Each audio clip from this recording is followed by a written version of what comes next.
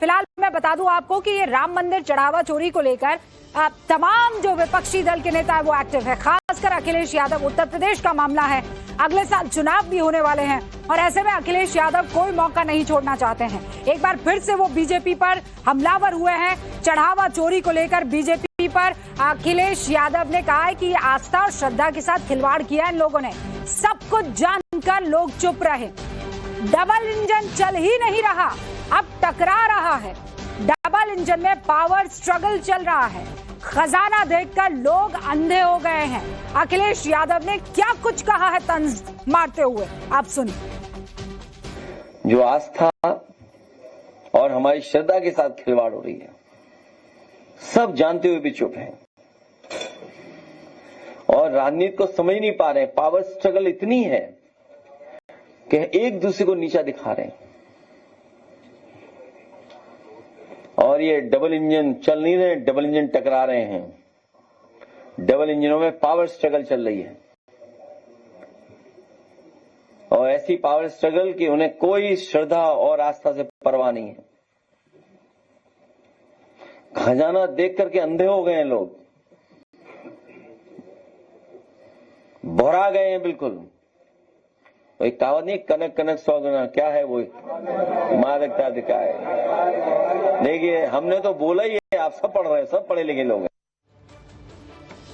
अखिलेश यादव पूरी तरीके से इस वक्त हमलावर और हमले के मूड में दिखाई दे रहे हैं। उधर चढ़ावा चोरी को लेकर ट्रस्ट की अहम बैठक की ये लाइव तस्वीरें, क्योंकि यहीं से तमाम ट्रस्ट के जो पदाधिकारी और सदस्य हैं यहीं से वो पहुंचेंगे। बैठक से पहले तीर्थ क्षेत्र भवन की सुरक्षा को बढ़ा दिया गया है।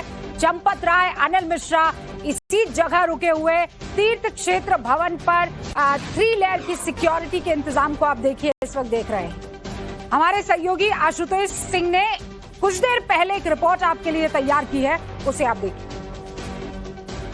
राम मंदिर में चढ़ावा चोरी के आरोपों के बीच में सवाल यही है कि ट्रस्ट के महासचिव चंपत राय और अनिल मिश्रा का क्या होगा।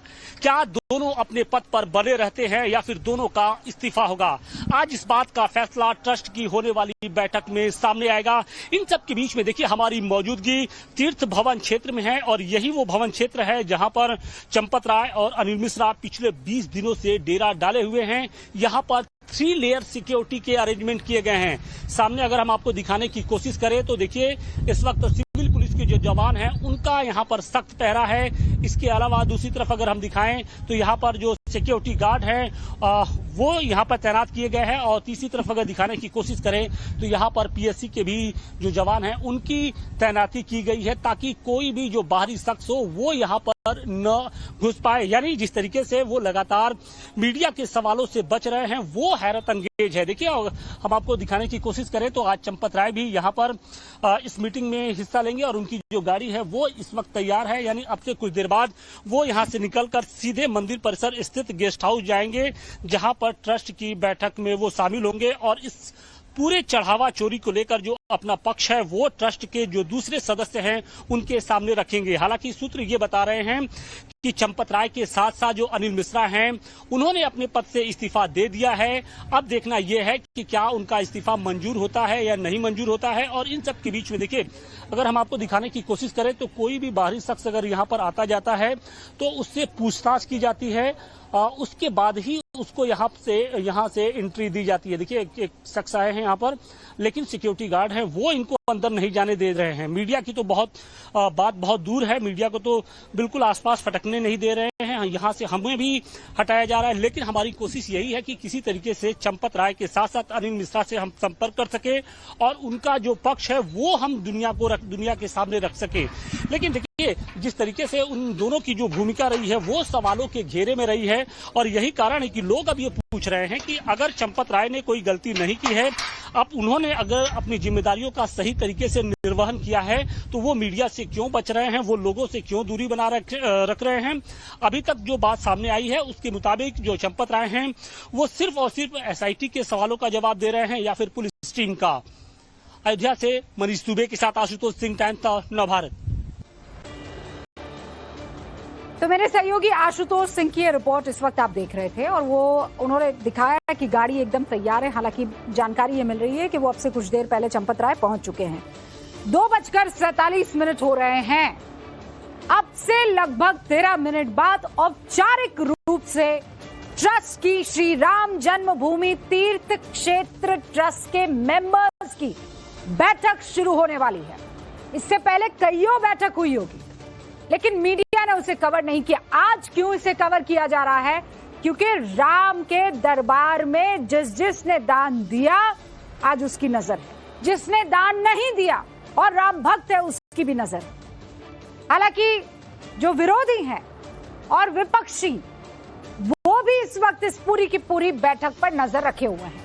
राकेश इस वक्त हमारे साथ जुड़े हुए हैं। जहां बैठक हो रही है वहीं पर मौजूदगी राकेश की भी है। 3 बजे के आसपास ये बैठक शुरू होगी। 3 घंटे का वक्त लगेगा और फिर सारी चीजें क्लियर हो जाएंगी। लेकिन एजेंडा क्या क्या रहने वाला है, जैसे आशुतोष बता रहे थे राकेश, कि पहले सबसे महंत नृत्य गोपाल दास जी एक बात अपनी रखेंगे और उसके बाद चंपत राय शुरुआत करेंगे।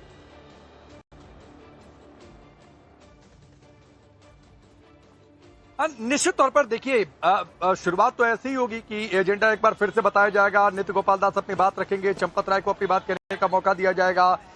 इस्तीफा उसके बाद स्वीकार भी कर लिया जाएगा। महासचिव कौन होता है चंपत राय की जगह, चूंकि वो इस्तीफा तो स्वीकार ही किया जा रहा है, तो हो सकता है कि किसी नए नाम किसको जिम्मेदारी दी जाए उस पर चर्चा हो जाएगी। लेकिन मैं कह रहा हूं ये सबका अनुमान सबको है।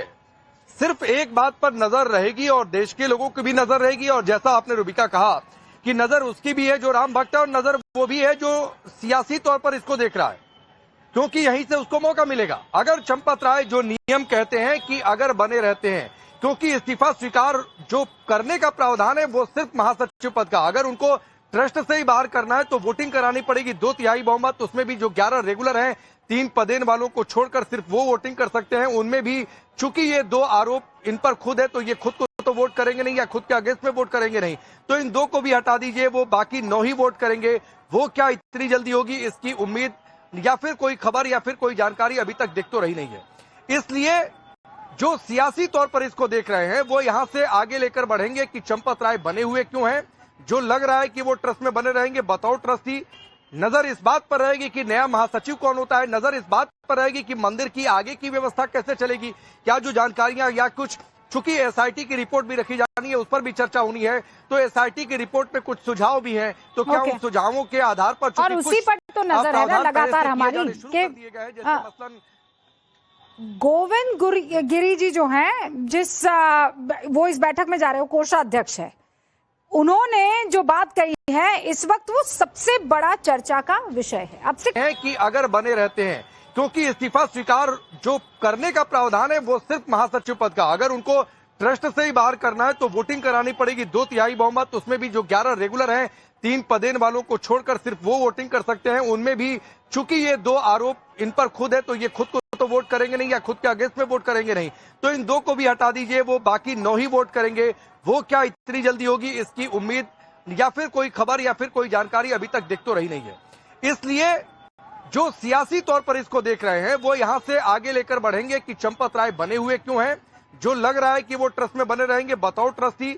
नजर इस बात पर रहेगी कि नया महासचिव कौन होता है। नजर इस बात पर रहेगी कि मंदिर की आगे की व्यवस्था कैसे चलेगी, क्या जो जानकारियां या कुछ, चूंकि एसआईटी की रिपोर्ट भी रखी जानी है, उस पर भी चर्चा होनी है, तो एसआईटी की रिपोर्ट में कुछ सुझाव भी हैं, तो क्या उन सुझावों के आधार पर और उसी पर तो नजर है ना लगातार हमारी कि